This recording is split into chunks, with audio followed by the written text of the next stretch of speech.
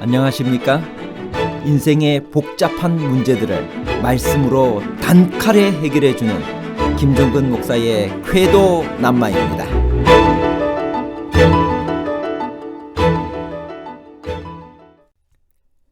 다윗의 모사 아히도벨이 압살롬의 반역에 동참한 것과 압살롬에게 다윗의 후궁들을 범하라고 제안한 것은 단순히 왕권을 탈취하는 데 모사로 일하기 위함이었나요? 아니면 그의 손녀 밧세바가 입은 치욕과 그에 따른 가문의 수치를 보복하기 위함이었나요?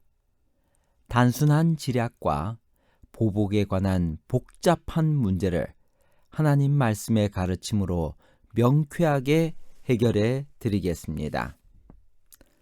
다윗의 모사 아히도벨은 왜 압살롬의 반역에 동참했나요? 그는 왜 압살롬에게 다윗의 후궁들을 범하라고 제안하고 왜 쿠데타가 끝나기도 전에 고향으로 돌아가 자살했나요? 사무엘하 15장 12절 제사 드릴 때에 압살롬이 사람을 보내 다윗의 모사길로 사람 아히도벨을 그의 성읍 길로에서 청하여 온지라. 반역하는 일이 커가매 압살롬에게로 돌아오는 백성이 많아지니라. 치밀한 준비를 마친 압살롬은 오랜 준비 끝에 드디어 쿠데타 거사를 일으켰습니다. 그는 아버지 다윗에게 서원한 것을 행하려 한다는 핑계를 대고 헤브론으로 갔습니다. 그리고 거기서 모든 지파에 파발을 보내어 정한 시간에 압살롬이 헤브론에서 왕이 되었다고 동시에 선포하게 했습니다. 그가 쿠데타 실행의 장소로 헤브론을 택한 것은 그곳이 부왕 다윗이 유다의 왕으로 다스리던 곳이며 동시에 자신이 태어난 곳이기 때문이었습니다. 동시에 그곳은 다윗이 전체 이스라엘의 왕이 된 이후에 수도를 예루살렘으로 옮겼기 때문에 상대적 박탈감도 느낄 만한 곳이었습니다. 그런 의미에서 헤브론은 쿠데타의 깃발을 들기에 최적의 장소였습니다. 동서고금을 막론하고 나라를 얻으려면 반드시 모사가 있어야 합니다. 압살롬에게도 모사가 필요했습니다. 그는 나팔을 울림과 동시에 길로로 사람을 보내어 아히도벨을 청했습니다. 그는 다윗의 모사로서 그가 베푸는 계략은 사람이 하나님께 물어서 받은 말씀과 같은 것으로 여겨지는 권위를 가진 자였습니다. 그러므로 그를 자신의 책사로 확보하는 것은 압살롬에게는 승리의 관건이 될 것이었습니다.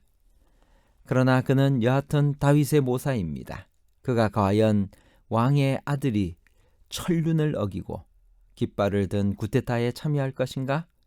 그런데 놀랍게도 아히도벨은 압살롬의 초청에 주저함이 없이 동참합니다. 그가 왜 그렇게 했을까요? 아히도벨은 길로 사람으로 그의 아들이 엘리암입니다. 이 엘리암의 아내가 유명한 사람입니다. 바로 햇사람 우리아의 아내인 밧세바입니다. 그러므로 아히도벨은 밧세바의 친할아버지입니다. 그러므로 아히도벨은 누구보다 밧세바 사건을 잘 알고 있었습니다.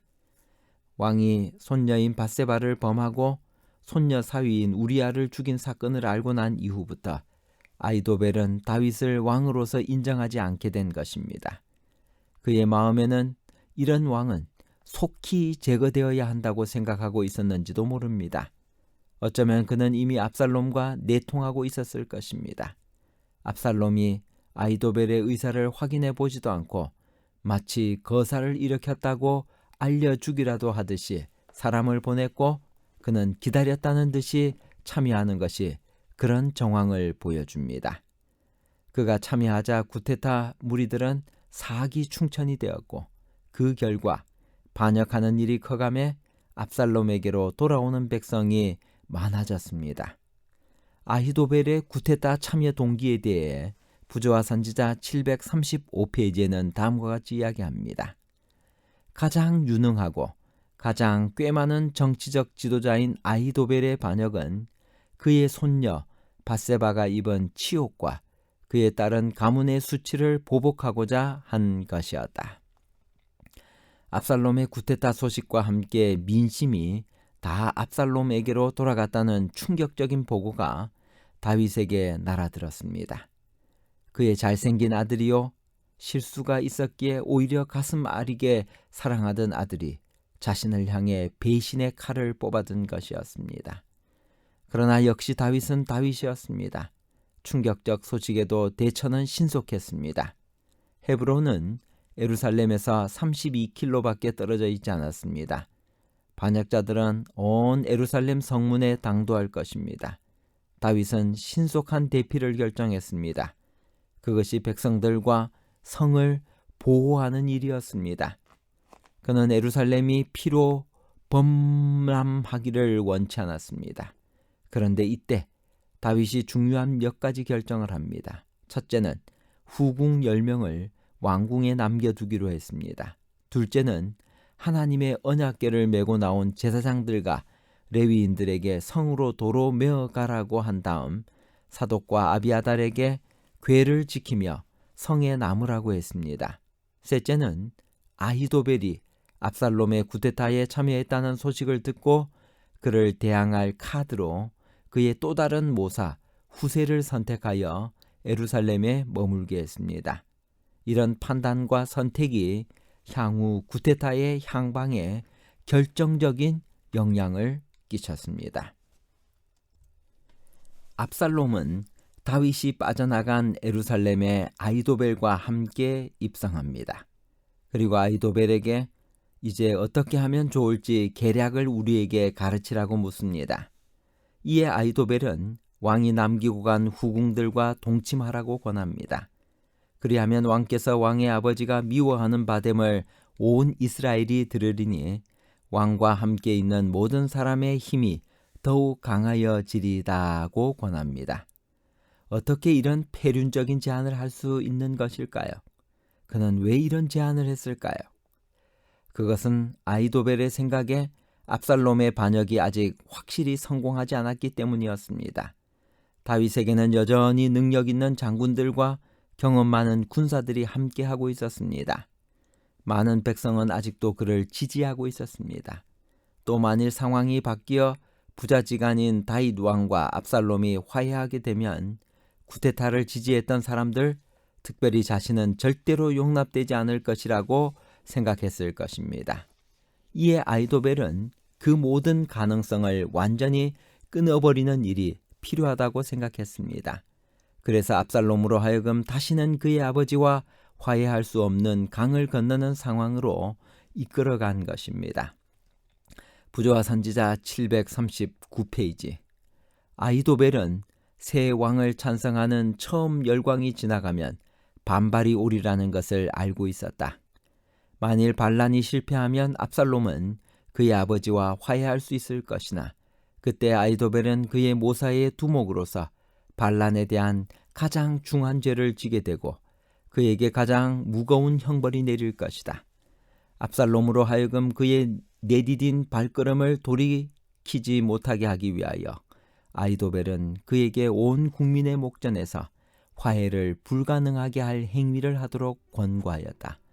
이 교활하고 파렴치한 정치가는 흉악한 간지로 압살롬에게 반역의 죄에 근친 상간의 죄를 더하도록 간청하였다.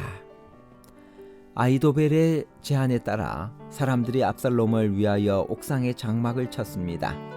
그곳은 다윗이 밧세바에 목욕하는 장면을 본 바로 그 지붕입니다. 그리고 그곳은 다윗이 밧세바와 은밀한 죄를 범했던 그 궁궐의 지붕입니다. 압살롬은 바로 그곳에서 이스라엘 무리의 눈앞에서 다윗의 후궁들과 동침했습니다. 이것은 나단이 다윗에게 내렸던 사람들이 내 아내들과 더불어 백주에 동침하리라는 형벌의 예언이 성취되는 순간이었습니다. 물론 이 선지자의 예언 때문에 이 범죄 행위가 일어난 것은 아닙니다. 예언이 명령은 아니기 때문입니다. 다윗의 죄 때문에 하나님은 그 악한 결과를 방지하기 위해 능력을 행사하지 않은 것입니다. 다윗이 타인의 아내를 더럽혔을 때 자신의 침상도 더럽혀졌습니다. 그가 다른 사람에게 해를 입힌 대로 다른 사람도 그에게 해를 끼치도록 허락되었습니다. 밧세바의 할아버지 아히도벨은 다윗이 다른 사람에게 강제로 마시게 했던 그 쓴 잔을 왕 자신도 마시도록 의도했습니다. 결론입니다. 첫 번째, 다윗의 모사 아히도벨이 압살롬의 반역에 동참한 것과 압살롬에게 다윗의 후궁들을 범하라고 제안한 것은 단순히 왕권을 탈취하는데 모사로 일하기 위함이 아니라 그의 손녀 밧세바가 입은 치욕과 그에 따른 가문의 수치를 보복하기 위함이었습니다. 둘째, 밧세바의 할아버지 아히도벨은 다윗이 다른 사람에게 강제로 마시게 했던 그 쓴 잔을 왕 자신도 마시도록 의도했습니다. 셋째, 다윗은 시바가 하는 저주의 말을 하나님께서 그에게 주신 말로 생각하고 회개했습니다. 감사합니다.